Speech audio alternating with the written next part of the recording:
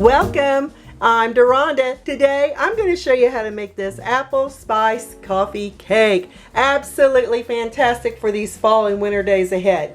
For the cake part, you're going to need 2 cups of all-purpose flour, or if you'd like to substitute with bread flour, you may. 1½ cups of packed lightly browned sugar, 1 cup of sour cream, 2 teaspoons of pure vanilla extract. Make sure you use pure vanilla, it'll make all the difference in flavor. 2 large eggs, 1/2 cup plus 2 of butter at room temperature, 1 teaspoon of baking soda, 2 teaspoons of ground apple pie spice, 1/2 teaspoon of baking powder, 1/2 teaspoon of salt. And we're going to need 2 cups of peeled, cored, and chopped Granny Smith apples. I peel and chop my apples after I make the cake batter, and I'll show you how to do that here in a little bit. For the crumb part of the cake, you're going to need 1/2 cup of all-purpose flour, and again, you can substitute with cake flour, 1/4 cup of butter at room temperature, 1/2 cup of packed lightly browned sugar, an additional 1/2 teaspoon of that ground apple pie spice, and 1/2 cup of walnuts chopped, or you can use pecans. Or if you want to leave the nuts out altogether, you may. Let's get started. In a medium mixing bowl, I'm adding all the flour, the baking soda, the pumpkin pie spice. I meant the apple pie spice, but if you want to use pumpkin pie spice, you may do that too. Baking powder and the salt. With a whisk,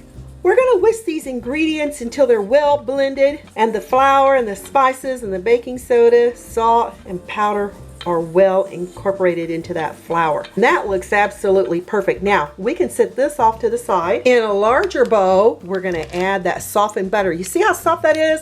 That's what you're wanting. If you need it to get a little softer, put it in the microwave, nuke it for about 5-10 seconds at a time till you get this lovely softness. It's definitely what you want to make this cake. And I'm just adding that extra 2 tablespoons. Add all that brown sugar, that 1.5 cups, with the hand mixer on medium speed. We're going to beat this for 3 to 4 minutes. Be sure to scrape down the sides of the bowl as you go. After 4 minutes, this is what you get. See how light and creamy that is? And it even got lighter in color. Next, we're adding 1 egg at a time. Continue beating this until you can no longer see the yolk. About 30 seconds. Continue scraping down the sides of the bowl as you go. After 30 seconds, it's time to add our second egg. Beat this for an additional 30 seconds. Continue scraping down the sides of the bowl as you go. After an additional 30 seconds, we can add that pure vanilla extract. On low, we're going to mix this in until we can no longer see the vanilla. And that's it. Next, we're going to start adding 1/3 of our flour mixture with the spices and baking powder and baking soda, with 1/3 of our sour cream. Start on low so you won't end up getting a flour shower. You can continue increasing your speed to medium high and beat for about 1 minute, or until you can no longer see the flour. After about a minute, we're going to add an additional 1/3 of the flour with the 1/3 of our sour cream. Repeat. Start on low. Continue scraping down the sides of your bowl. That's coming along very lovely, and look how thick and rich that batter is. Woo! You know it's going to be a lovely moist cake. Add your additional flour mixture along with your additional sour cream. I like using a spatula because I want to get it all out of my bowl. Again, start on low. Continue scraping down the sides of your bowl as you go. That looks absolutely great. Now I'm going to show you how I'm going to add the apples. I've been cutting the peel of my Granny Smith apples off using a paring knife. It works best. And I like to go all the way around to see if I can keep it in one big long apple peel. Almost got there. You can just remove a little bit of the green as you see. It's not going to hurt anything if you leave it on. I like taking a chef's knife, slicing the apples in half and then into quarters before I remove the core of our apple. And with a paring knife, I just remove the end there and this end. And that core right there, if you get your paring knife in there just right, it usually pops out. If it cracks in two, no worries, because we're going to end up chopping this into our cake batter. To chop the apple quarters, I come back with my chef's knife and just go ahead and do little rough choppings.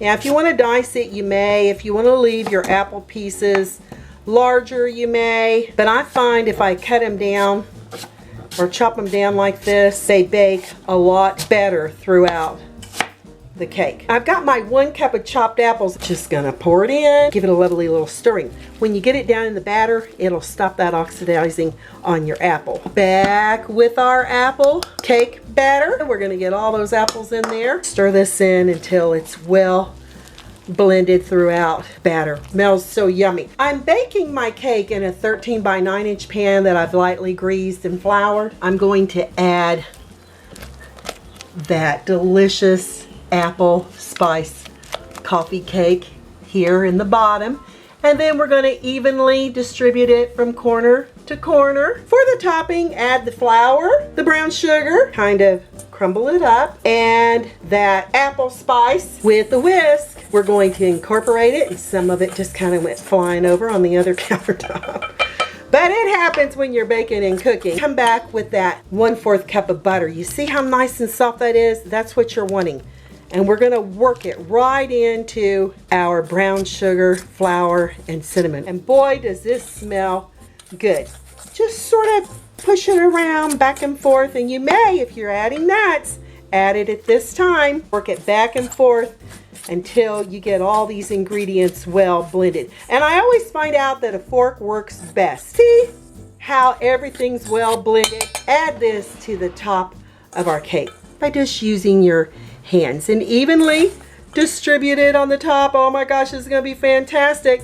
Be sure your oven is preheated to 350 degrees Fahrenheit. Kind of use your hands to make sure you get it from corner to corner. Then you want to use your hands, kind of just pat it down in there. Tap it on the surface to get all the air pockets out. Very important, because you don't want to cut into it and have air bubbles. This is off to that preheated oven on the middle rack for the next 35 to 40 minutes, or until a toothpick inserted comes out clean. Use your timer and no peeking. 40 minutes are up, and let's take a look at that apple spice crumb cake. Oh, woo, that looks good. I'm gonna use a toothpick.